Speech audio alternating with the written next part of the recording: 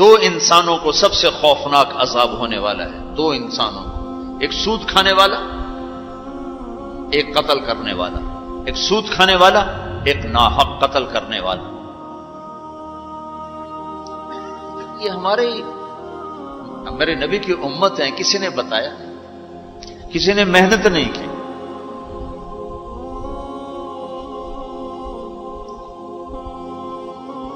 آخری حج کا خطبہ آپ نے جو دیا، ہر دفعہ یہاں سے بات شروع کی، تمہارے جان مال ایک دوسرے کے لیے قابل احترام ہے، کسی پہ ہاتھ نہ ڈالو۔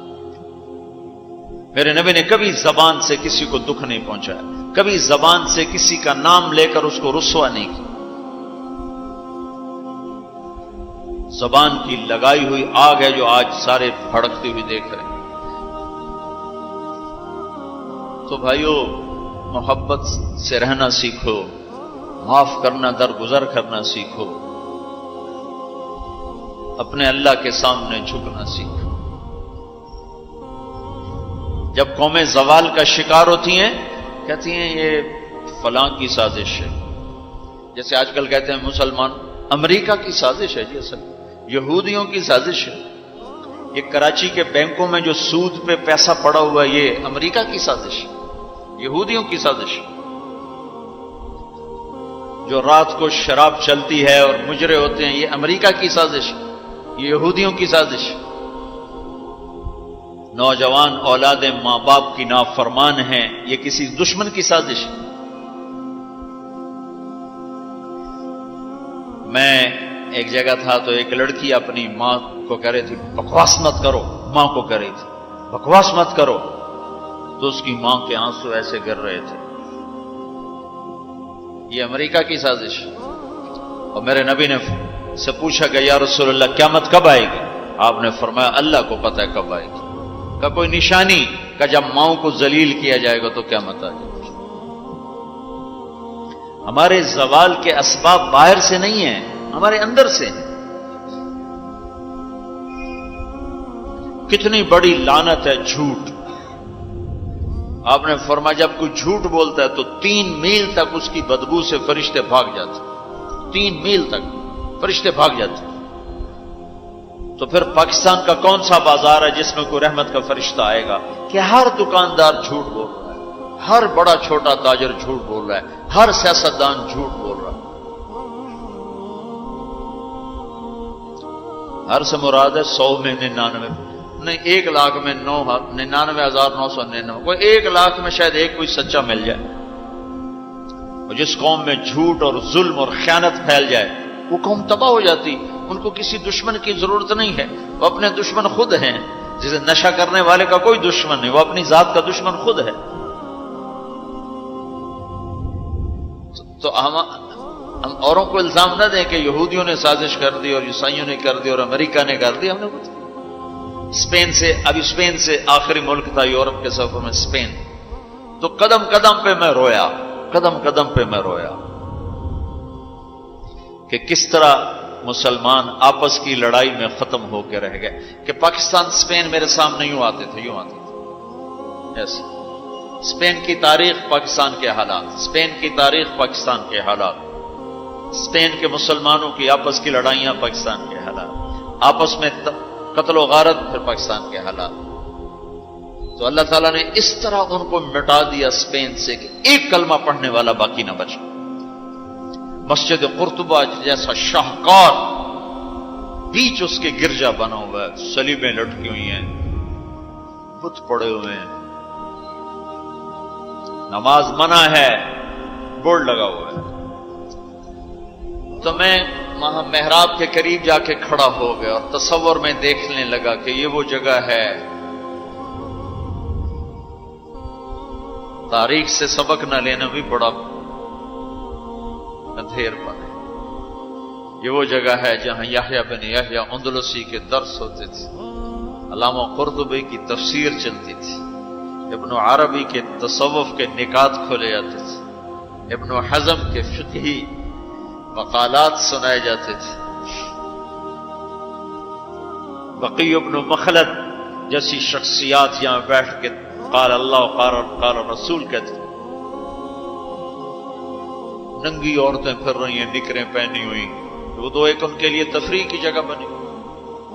میں تو آنکھوں سے بھی رو رہا تھا اور دل سے بھی رو رہا تھا، اور زیادہ رونا اس پہ آ رہا تھا کہ اپنا ملک دیکھ رہا تھا کہ آج میرے ملک کے لوگوں کو ہوش نہیں ہے وہ کیا کرنے.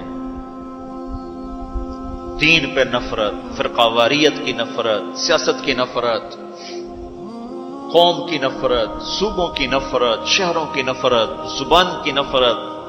کون کون سا زخم ہے جو اس جسم پہ نہیں لگا ہوا؟ اب کون کون سے زہریلے تیر ہیں جو اس پر نہیں چلائے گے؟ میں ایسے ہی کھڑا دیکھتا، پھر میں محراب کے پاس جا کے کھڑا ہو گیا. تو 700 سال پرانی قرآن کی آیات اب بھی اسی طرح لکھی ہوئی ہے. تو میں نے کہا یا اللہ، میں یہ نماز تو کوئی نہیں ہوگی، کسی کے نزدیک بھی ایسی نماز نہیں ہے، پر تو جانتا ہے کہ میں چاہتا ہوں میں اس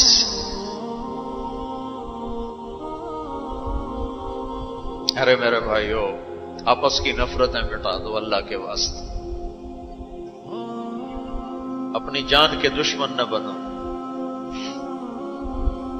معاف کرنا سیکھو، درگزر کرنا سیکھو، فرقہ واریت کی باتیں کرنا چھوڑو، تقریریں سننا چھوڑو.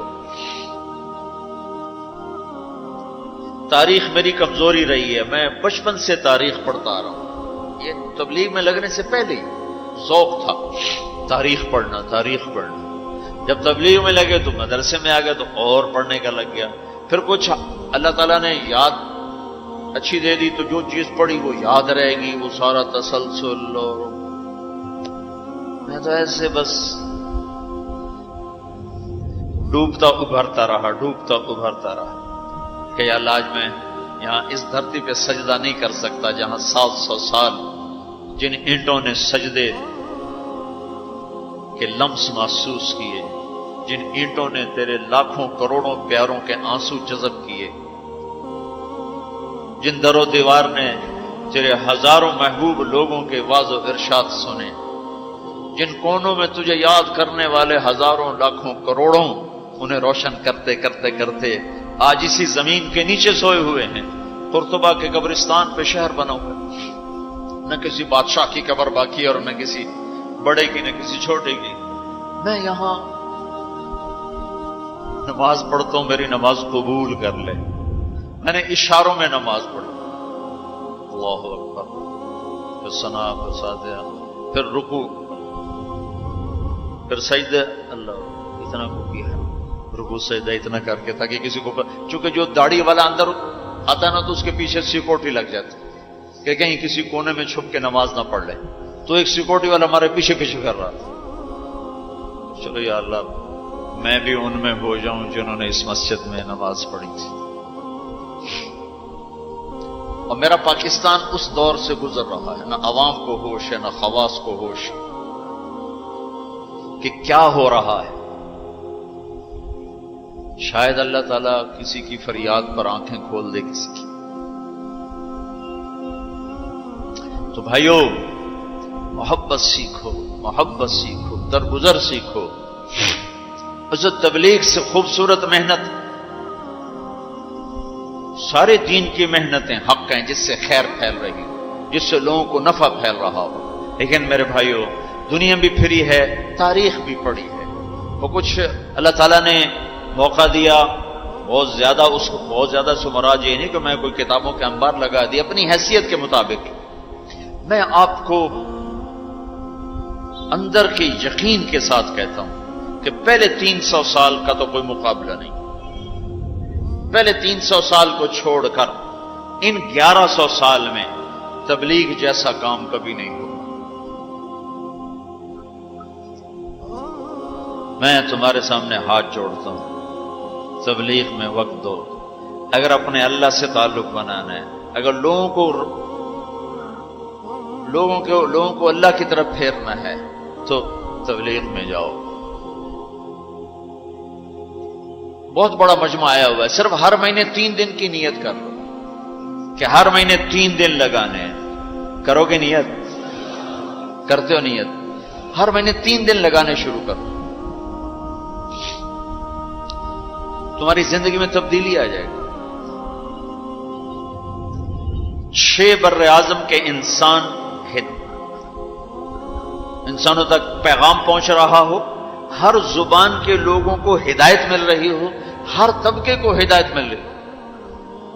جب طوائفوں کی طرف ذہن گیا، پھر ان کا خسروں کو بھی تو لینا چاہیے، وہ بھی تو نبی کی امت، ان کے پاس پہنچ گئے. تو ہمارے علاقے کا سب سے بڑا ڈانسر اب اس کی داڑھی ہے، 5 وقت کا پہلی صف کا نمازی ہے. جب میری اس کی پہلی ملاقات ہوئی، میں نے کہا تو کبھی نماز پڑھی؟ کہا جی کدی نہیں. کدی جمعہ پڑھے؟ جی کدی نہیں. عید پڑھی؟ جی کدی نہیں. میں کیوں؟ کہ جی یہ مولوی ساڑھے نال نفرت کریں دن اور اساں بھی پرا پرا رہ جانے ہیں، تو سب پیار کی ایسی آ گئے ہیں. اس کا چلا بھی لگ چکا ہے، داڑھی بھی رکھ لی ہے. ایک مجھے ملا یہی اس کے بال کٹوائے، سارا کچھ سٹ سٹ کیا. اور کچھ عرصے بعد پھر میں دیکھو نا سرخی لگا ہی فوٹو بہت ہے نا. اس نے اپنے واقعہ سنا.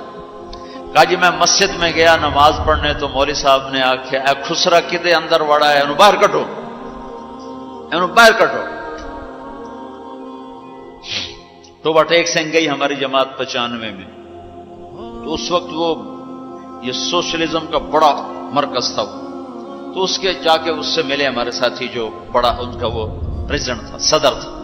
اس نے کہا جی مسلمان ہوں، کافر نہیں ہوں،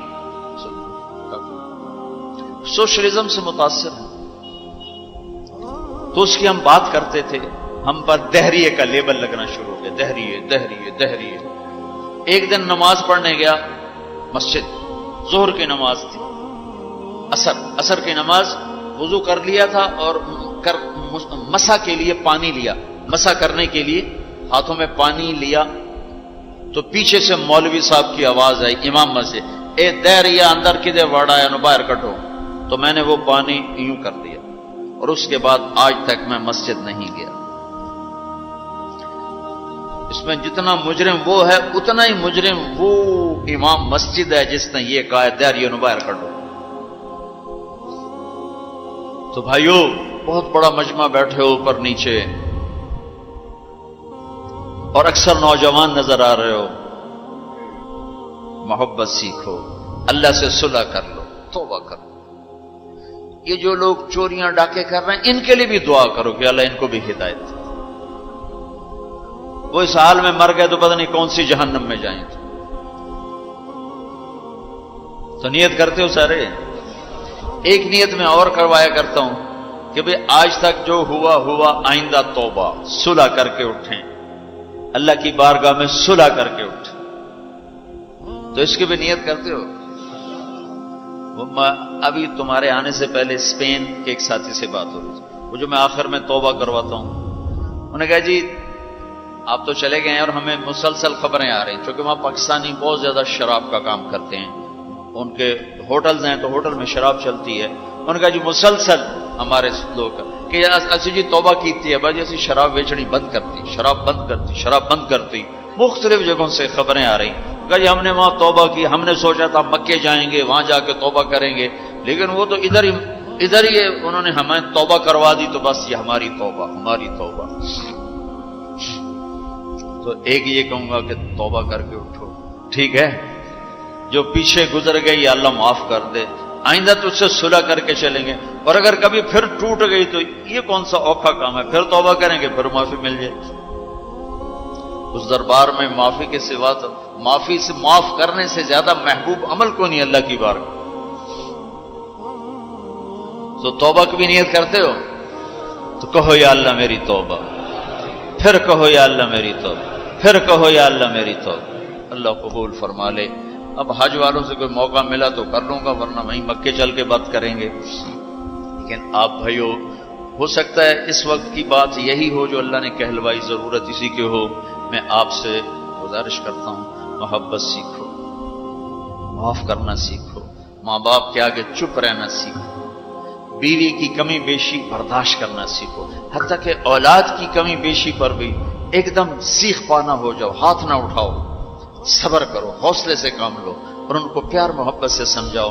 سہیل احمد مشہور اداکار ہے، 96 میں ہم نے اداکاروں میں بھی کام کیا تھا، تو اس وقت ہم ایک مرید کے ہماری جماعت تھی جو ہمارے ساتھ تھا، گجا مالک، مجھ سے کہنے لگا مولانا میرا باپ DSP ریٹائر، زندگی پر 1 روپیہ حرام نہیں کھایا، 1 روپیہ رشوت نہیں، اب بے تکلفی ہو چکی ہے، تعلق بن چکا ہے، تو میں کہتے تو کڑے حرام کھاتے بڑھ گئے، میں نے آگے کہا تو کڑے حرام کھاتے بڑھ گئے، تو کیوں اس غلط کام میں چلا گیا؟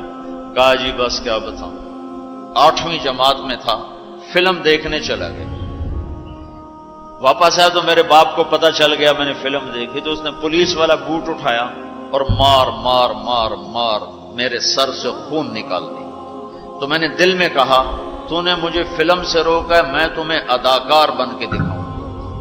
کہا جی وہ شیطانی ضد پر آج یہ ہو رہا، تو اپنی اولاد کے ساتھ، استاد ہو تو شاگرد کے ساتھ ہمارے یہاں سختی ہے، اسکول ٹیچر بھی، مدرسوں کے مدرسین بھی بہت شدت کا لہجہ، سختی کا لہجہ، کان پکڑوانے، مارنا پیٹنا، یہ انسانی طریقہ نہیں ہے۔ پہلا جھوٹ ماں باپ سکھاتے ہیں، اولاد پہ سختی کرتے ہیں، وہ جھوٹ بولنا شروع کرتے ہیں۔ میرے والد صاحب نے نماز سختی سے پڑھانا شروع کی، جب میں گھر میں ہوتا تھا، تو اب اللہ گواہ ہے اپنے گناہوں کا ذکر نہیں کرنا چاہیے، لیکن صحابہ بھی کیا کرتے تھے، جاہلیت کے قصے سناتے تھے اللہ کے نبی کو، اپنے باپ کے ڈر سے بغیر وضو کے جا کے نمازیں پڑھیں۔ ایسی شدت نہ ہو کہ زبان جھوٹ پیا۔ 4تھی جماعت میں تھا میں، ہمارے استاد تھے ماسٹر شفیع صاحب رحمۃ اللہ علیہ، بڑے محنتی استاد، اس زمانے کے استاد ہوتے ہی محنتی تھے، لیکن مارتے بہت۔ انہوں نے ہمیں حساب کا سوال لکھایا، سلیٹیں ہوتی تھی اس پر، اب میں کوئی 12ویں نمبر پہ بیٹھا ہوا تھا، اور جو جا رہا ہے آتا نہیں، ٹھو ٹھو ٹھو ٹھو، سوٹے بھی مکے بھی، میں کہہ رہا بھی مر گئے، مجھے بھی نہیں آتا تھا، اور میں انتظار کر رہا ہوں کہ یا اللہ میں اس سے نکلوں کیسے، سوال تو آتا نہیں، پکی گل ہے سوٹے ہی ہیں۔ اب میرا چھوٹا ذہن اور میں سوچ رہا ہوں کہ کیا چکر چلاؤں، کیا چکر چلاؤں۔ تو تھوڑا سا بیک گراؤنڈ یہ ہے کہ میرے چونکہ ہمارا زمیندارہ ماحول تھا، تو استادوں کو گھر ہماری طرف سے گندم جاتی تھی، چاول جاتے تھے، گھی جاتا تھا، آٹا جاتا تھا، مکھن جاتا تھا، چینی جاتی تھی، مرچیں جاتی تھی، جو سیزن پہ تو وہ جاتی تھی۔ تو کوئی 2 مہینے پہلے میرے استاد جی نے کہا تھا کہ پتر مرچاں بھجوا دے، ابے نو آخی مرچاں بھجوا دے، وہ میں بھول گیا کہنا بھول گیا۔ تو میں بیٹھا سوچ رہا ہوں یا اللہ جان کیسے بچاؤں، وہ 2 مہینے پرانی بات یاد آ گئی۔ جب میرے سے آگے 2 لڑکے رہ گئے، اس وقت یہ سارا پچھلا کمپیوٹر کھلا، تو میں اٹھ کے گیا، میں نے کہا استاد جی ابا جی پہ آندین کل مرچاں پہنچ جا سکتے، ابا جی پہ آندین کل مرچاں پہنچ جا سکتے۔ میں نے کہا شاباش میرا پتر تو بائے جا۔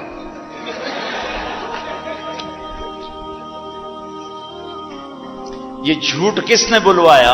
استاد نے، اس کے ڈنڈے نے، اس کی سختی نے۔ ماں باپ سے بھی کہتا ہوں، مدرسے کے علماء سے کہتا ہوں، اسکول کے ٹیچروں سے کہتا ہوں، محبت سیکھو، محبت سکھاؤ۔ اولاد سے کہتا ہوں ماں باپ کی محبت سیکھو، ان کی شدت کو برداشت کرنا سیکھو۔